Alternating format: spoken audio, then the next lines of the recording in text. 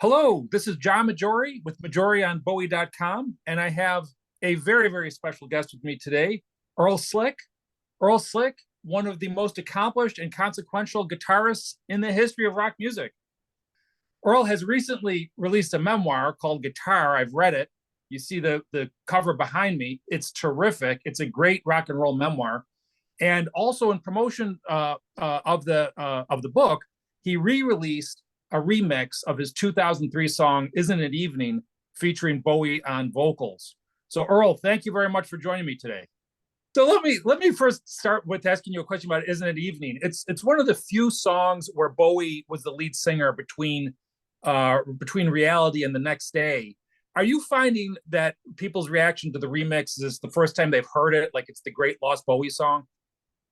I'm getting some feedback. The feedback I'm getting, a lot of it is this should have been on David's last record. So Yeah. that's the biggest compliment I can get. That track was recorded Christ in 2000-ish, 2001.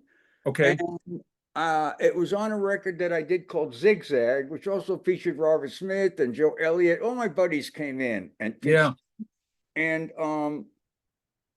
it was never released as a single. The album was released during the Reality tour, which my then not too smart record company thought it would be a good idea to release it during the tour, and it got completely overshadowed.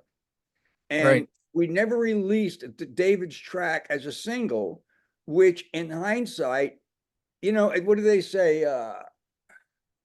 The good things are worth waiting for. And I never had that, yes, it's time to release it until the book.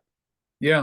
You know what? This is a good time to get this out there. And we had Mark Plati produced it. Mark's done a whole lot of work with David.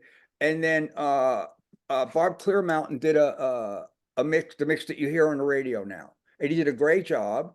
And because the song was released so long ago, I looked at the YouTube. It didn't get a lot of views because it was invisible. Right. So in essence, it's kind of a new track.